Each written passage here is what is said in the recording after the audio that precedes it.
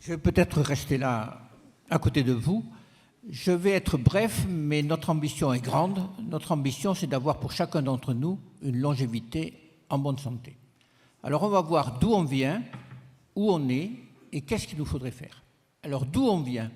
Je voudrais vous rappeler que la gériatrie a été créée il y a à peu près 50 ans, pas parce qu'on avait anticipé le vieillissement de la population, mais parce que sont arrivés dans les services d'urgence des personnes âgées polypathologiques, souvent atteintes de démence sévère et de dépendance sévère. Personne ne savait, voulait ou pouvait s'en occuper.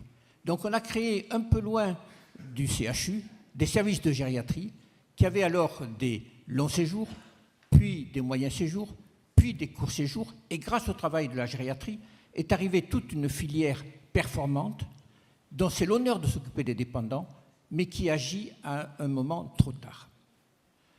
Au même moment, 50 ans, était née la cancérologie. Il y avait à l'époque des patients qui avaient des cancers avec des stades métastasiés qui étaient dans des moyens séjours, puis la cancérologie a su aller au stade précoce avec les succès qu'on connaît. C'est ce que doit faire la médecine gériatrique. Alors, où on en est actuellement? Comme le disait Jean-François Lefebvre, on va vivre 30% de notre vie après 60 ans.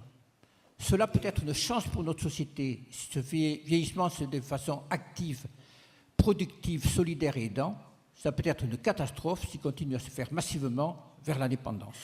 Et un travail récent publié dans Nature a montré que si on gagne une année d'espérance de vie en bonne santé, c'est des trillions, c'est-à-dire des milliards de dollars qui sont réinjectés dans l'économie avec des seniors qui vont continuer à produire et des seniors qui vont continuer à consommer. Donc c'est vraiment un objectif pour notre société. Alors, où on en est? L'Organisation mondiale de la santé s'est rendue compte de ce problème qui est le même dans tous les pays occidentaux. L'ambassadeur de Chine à Paris était venu nous voir parce qu'il avait été nommé par le président Xi pour anticiper le vieillissement. On lui a dit « Ne faites pas ce qu'on a fait dans les pays occidentaux, n'attendez pas que les sujets soient dépendants, mais agissez avant ». Et donc l'Organisation mondiale de la santé est arrivée à trouver d'abord une définition, bien vieillir. Ça veut dire garder ses fonctions pour continuer à faire ce qui est important pour chacun d'entre nous. On demande à une personne qui a 60, 70, 80, 90 ans, qu'est-ce qui est important pour vous? Et nous, avec la médecine, comment on va faire pour que cette personne puisse continuer à faire ce qui est important pour elle? Quelqu'un qui a 70 ans veut conserver son commerce pour se le remettre à ses enfants, qu'il puisse le faire. Quelqu'un qui a 85 ans veut continuer sa voiture pour aller voir sa fille de l'autre côté du département, qu'elle puisse le faire. Et pour cela, l'OMS a mis en place ce programme ICOP avec ce concept de la capacité intrinsèque. Notre fonction, c'est la somme de notre capacité intrinsèque, nos fonctions physiologiques et notre environnement. Par exemple, vous pouvez avoir une mauvaise vue, une mauvaise capacité physiologique, mais vous avez de bonnes lunettes, c'est bien éclairé, vous y voyez bien. Vous pouvez avoir une bonne vue, c'est mal éclairé, vous y voyez mal. Et l'OMS a réuni toutes ces équipes, ils ont identifié 6 fonctions essentielles à maintenir, que sont la vue, l'audition, la mémoire, le bien-être psychique, la mobilité et la vitalité.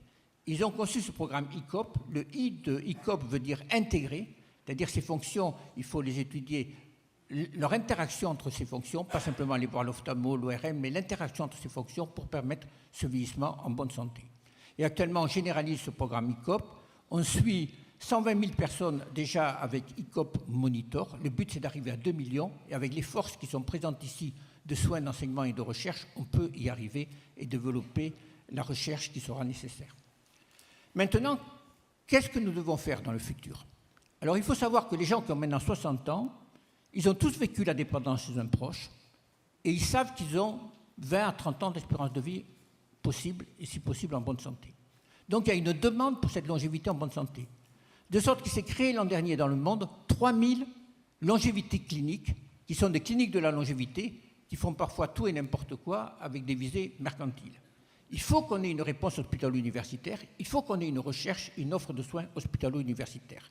Donc on y a travaillé au sein de l'IHU, on y a travaillé avec l'Académie nationale de médecine, on a travaillé avec des collègues qui sont à la Mayo Clinic, au National Institute of Aging, et on pense qu'il y a 3 actions qu'il nous faut faire. 1, c'est maintenir la capacité intrinsèque dont je vous ai parlé, avec le programme ICOP. Je prends souvent l'exemple du vieillissement comme un escalier, où quand on est en haut, on est robuste, en bas, on est dépendant. Notre système de santé qui s'intéresse aux pathologies nous pousse de façon paradoxale à dégringoler l'escalier. Une fois qu'on est en bas, on arrive aux urgences, à l'hôpital et en EHPAD. Et en EHPAD, on retourne aux urgences. Donc il faut qu'on puisse repérer chaque fois qu'on descend une marche, ce que permet de faire le programme ICOP, essayer de comprendre si c'est dû à une cause médicale ou une cause sociale et voir comment remonter cette marche et rester en haut de l'escalier. Donc ça, c'est l'étape numéro 1. Il faudrait qu'on connaisse notre score de capacité intrinsèque. Vous pouvez le faire avec l'application. Et où on est, est-ce qu'on est dans un bien vieillir ou au contraire, est-ce qu'on est dans un risque de fragilité et comment agir? Et on pourra suivre ces courbes avec des travaux notamment qu'on a publiés récemment. Le deuxième élément, et les CHU sont bien placés pour ça, faire en sorte qu'on ne meure plus d'une maladie qu'on peut prévenir ou qu'on puisse guérir si on en fait un diagnostic précoce. Ce qui malheureusement n'est pas le cas. Il y a encore une mortalité importante de maladies qu'on aurait pu prévenir ou qu'on aurait pu traiter si on était intervenu plus tôt. Donc là, c'est tout le développement de la prévention et surtout la recherche maintenant avec les biomarqueurs qui nous permettent de faire des diagnostics précoces. On a des marqueurs sanguins maintenant pour la maladie d'Alzheimer et les progrès de la recherche thérapeutique. Et le troisième élément, c'est le développement de la géroscience. Donc la géroscience, qu'est-ce que c'est? Le vieillissement, c'est le principal facteur de risque des pathologies liées au vieillissement. On est tous d'accord. Plus on vieillit, plus on a le risque d'avoir des maladies cancéreuses, cardiovasculaires, neurodégénératives. Mais on a longtemps dit et écrit que c'est le principal facteur, mais qui est non modifiable. Et là, on s'est trompé, parce que ce qui est non modifiable, c'est notre âge civil. Mais notre âge civil, qu'est-ce que c'est? C'est une invention de la société qui mesure le temps qu'on a passé sur Terre. Quelqu'un qui a 40 ans, il a passé 40 ans sur Terre. Quelqu'un qui a 80 ans sur Terre. Mais il ne mesure pas ce processus biologique qui malheureusement existe et qui entraîne le vieillissement. Et avec les progrès de la biologie, de la bioinformatique, de l'intelligence artificielle, de l'omics dont on a parlé tout à l'heure, on va pouvoir mesurer cet âge biologique. C'est ce qu'on essaie de faire dans la cohorte inspirée avec d'autres collègues. Et une fois qu'on mesurera bien l'âge biologique, on aura des biomarqueurs du vieillissement, on va essayer de comprendre pourquoi le vieillissement entraîne des pathologies liées au vieillissement. Par exemple, pour la maladie d'Alzheimer, la génétique c'est 1,5, le vieillissement c'est 20. Mais par quel mécanisme?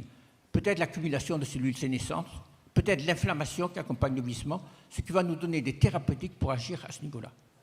Donc pour conclure, je vais être optimiste en disant un travail récent a montré que les personnes qui ont 70 ans maintenant ont la capacité intrinsèque, c'est-à-dire le vieillissement de personnes qui avaient 60 ans il y a à peine 10 ans.